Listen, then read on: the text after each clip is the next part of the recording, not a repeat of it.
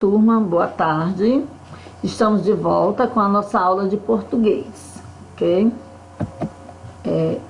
Hoje nós vamos dar continuidade à leitura daquele trecho da obra de Dias Gomes, O Pagador de Promessas. Estão lembrados? Nós fizemos a leitura na aula passada e hoje nós vamos continuar, certo? Para isso, nós vamos fazer aqui a leitura juntos. Terceiro ato. Zé, me deixe, Rosa, não venha para cá.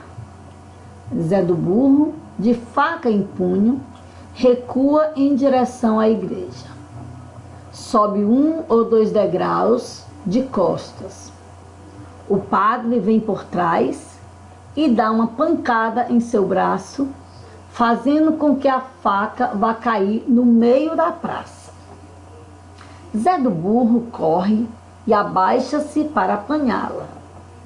Os policiais aproveitam e caem sobre ele para subjugá-lo. E os capoeiros caem sobre os policiais para defendê-lo. Zé do Burro desapareceu na onda humana. Ouve-se um tiro. A multidão se dispersa como no estouro de boiada. Fica apenas Zé do Burro no meio da praça, com as mãos sobre o ventre. Ele dá ainda um passo em direção à igreja e cai morto. Rosa, num grito, diz: Zé! Corre para ele. Padre, num começo de reconhecimento de culpa, diz: Virgem Santíssima. O delegado, se vira para o secreta e diz: Vamos buscar reforço. E sai seguido do secreta e do guarda. O padre desce os degraus da igreja em direção do corpo do Zé do Burro. Rosa, com rancor, diz: Não chegue perto. O padre diz: Queria encomendar a alma dele. Aí Rosa vai dizer: Encomendar a quem? Ao demônio? O padre baixa a cabeça e volta ao alto da escada. Bonitão surge na ladeira. Mestre Coca consulta os companheiros com o olhar. Todos compreendem a sua intenção e respondem afirmativamente com a cabeça. Mestre Coca inclina-se diante de Zé do Burro, segura-o pelos braços. Os outros capoeiras se aproximam também e ajudam a carregar o corpo. Colocam-no sobre a cruz, de costas, com os braços estendidos como um crucificado. Carregam-no assim como numa padiola e avançam para a igreja. Bonitão segura Rosa por um braço, tentando levá-la dali. Mas Rosa o repele com um safanão e segue os capoeiras. Bonitão dá de ombros e sobe a ladeira. Intimidados, o padre e o sacristão recuam, a beata foge e os capoeiras entram na igreja com a cruz, sobre ela o corpo de Zé do Burro. O galego, Dedé e Rosa fecham o cortejo. Só minha tia permanece em cena, quando uma trovoada tremenda desaba sobre a praça. Aí minha tia diz, encolhe-se toda amedrontada, toca com as pontas dos dedos o chão e a testa. Epa, rei, minha mãe!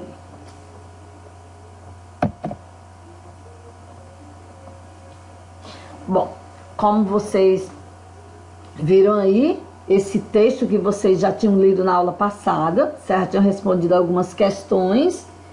E nesse momento agora nós fizemos a releitura, certo? Para ficar mais compreensivo para vocês. O que é que vocês vão fazer nesse momento? Vocês vão fazer essa atividade referente a esse texto que vocês acabaram de ler. Vamos lá. A primeira pergunta é: o que significa, no contexto dessa peça, a indicação terceiro ato? Primeiramente, a gente precisa compreender o que é ato. Ato é uma palavra que vem do latim, né? Acto. No contexto teatral, é uma das divisões ou unidades que compõem uma peça de teatro ou uma ópera. O número de atos de uma produção pode variar de 1 para 5 ou mais, né? Dependendo de como o autor estrutura sua obra. A duração de um ato costuma variar entre 30 e 90 minutos, certo? Então, assim, a partir do que eu estou explicando aqui, dentro dessa peça aí, o que é que significa terceiro ato, certo? Segundo pontinho: qual o cenário em que todas essas ações se passam? Pronto, porque não está claro dizendo, as ações aconteceram nesse ou naquele lugar. Não está dizendo explícita, mas dá para você perceber pela história, né, onde é que as ações acontecem. Terceiro pontinho: pelo que se lê, qual a intenção de Zé do Burro, né? O que Zé do Burro estava querendo fazer e que foi impedido, certo? Quarto pontinho: em um texto teatral, o que são e qual a função das rubricas, certo? Aí você diz assim: Nils, mas o que são rubricas? Pronto, dentro do texto teatral, vocês estão vendo aquilo entre parênteses? Por exemplo, aí na questão 2, qual o sentido pretendido pelo autor da peça com as seguintes rubricas? Aí tem Rosa num grito, então tá vendo aí, entre parênteses, né? As rubricas. Então você vai responder esse quarto pontinho. Em um texto teatral, o que são e qual a função, ou seja, o que são as rubricas e para que elas servem, certo? Bom, após responder esses 4 pontinhos, essas 4 perguntinhas, você vai para essa segunda questão, né? Qual o sentido pretendido pelo autor da peça com as seguintes rubricas? Pronto. Quando tem assim, Rosa no grito, aí tem Zé, você vai dizer qual o sentido, o que significa isso aí? Rosa no grito, aí tem embaixo Zé. Aí na segunda rubrica, Padre, no começo de reconhecimento de culpa, ele diz Virgem Santíssima, Santíssima. Você vai explicar, né, o sentido dessa rubrica aí. E no terceiro, né, o delegado, aí está entre parênteses, para o secreta, aí ele diz, vamos buscar reforço. Você vai explicar o que significa essa rubrica aí, qual foi o sentido dela dentro do texto, ok? Você vai responder e depois passa para o Google Form.